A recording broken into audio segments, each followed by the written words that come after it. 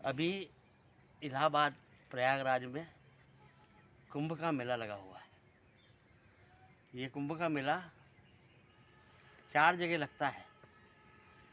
उत्तराखंड में हरिद्वार में, उत्तर प्रदेश में इलाहाबाद प्रयागराज में, महाराष्ट्र में नासिक में और मध्य प्रदेश के उज्जैन में। ये 4 प्रदेशों में ही कुंभ आयोजित होता है।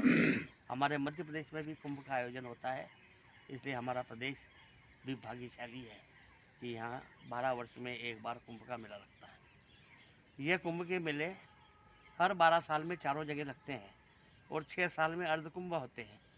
तो इस प्रकार से 4 कुंभ और 4 अर्ध कुंभ 8, ये 12 साल में 8 आयोजन होते हैं। यानी कि औसत 1.5 वर्ष में कहीं न कहीं एक आध या तो पूर्ण कुंभ या अर्ध कुंभ होता है। ये कुंभ के मेले, ये राशियों और सूर्य, इनकी युति जो होती है, ग्रहों की और राशियों की युति, इनके आधार पे तय किए जाते हैं।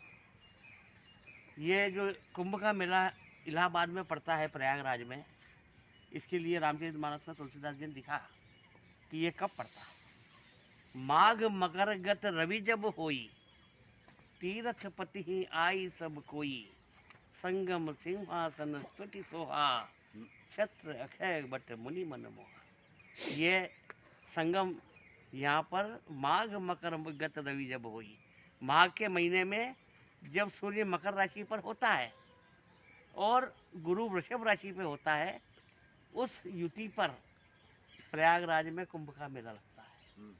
और हरिद्वार में जो कुंभ लगता है तो उसमें सूर्य और चंद्रमा मेष राशि पे होते हैं और ये गुरु जो कुंभ राशि पर होते हैं, उस समय हरिद्वार में कुंभ का आयोजन होता है।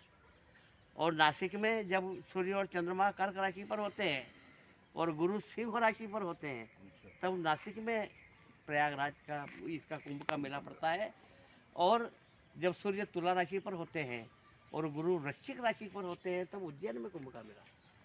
तो इन ग्रहों की और राशियों की युति के अनुसार ये कुंभ तय किए जाते हैं और ये प्रत्येक 1.5 वर्ष में एक बार होते हैं, अर्ध कुंभ हो या पूर्ण कुंभ। और ये इनमें मेलों में जो 1 महीने के लिए लगते हैं, समस्त साधु सन्यासी संत महात्मा वहाँ 1 महीने तक निवास करते हैं और बाकी के लोग विदेशों से भी और देश से भी जा कर के वहाँ पुण्य लाभ करते हैं, स्नान करते हैं। और जो जहाँ जहाँ कुंभ लगता है वहाँ के स्नान के बारे में पुण्य लाभ क्या है, तो शास्त्रों में लिखा है कि 1 लाख पृथ्वी की परिक्रमा करने के बराबर एक कुंभ के स्नान का फल है। 1000 अश्वमेघ यज्ञ के बराबर कुंभ में एक बार स्नान करने का फल है और 1 सैकड़ों वाजपेयी यज्ञ करने का फल के बराबर एक बार कुंभ में स्नान करने का फल बताया गया है। इसलिए कुंभ के समय में हो सके तो अवश्य जाकर के वहाँ स्नान करना चाहिए।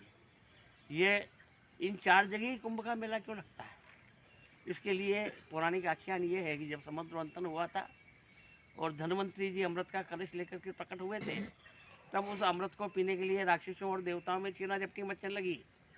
तब देवता लोग उस अमृत के कलश को लेकर के भगे और छीना झपटी में पीछे पीछे राक्षस भी उनके पीछे अमृत छीनने के लिए भगे। तब इन 4 स्थानों पर उस कुंभ को रखा गया था। तो उनमें से उन जगहों पे कुछ अमृत की बूंदें छलकी थी, इसलिए वह भूमि पुण्य हो गई, पवित्र हो गई और वहाँ पे कुंभ के मेले लगने लग गए। दूसरा आख्यान के अनुसार धन्वंतरी जी से कलश लेकर के गरुड़ जी वे गए और गरुड़ जी का राक्षसों ने पीछा किया और गरुड़ जी के पास में जो अमृत का कलश था, तो वायु मार्ग से जब वो अमृत के कलश से इन स्थानों के ऊपर होके गुजरे और इन यहाँ पर जो अमृत की बूंदें गिरी थी, वहाँ कुंभ का मेला इस प्रकार से यहाँ लगाया जाता है।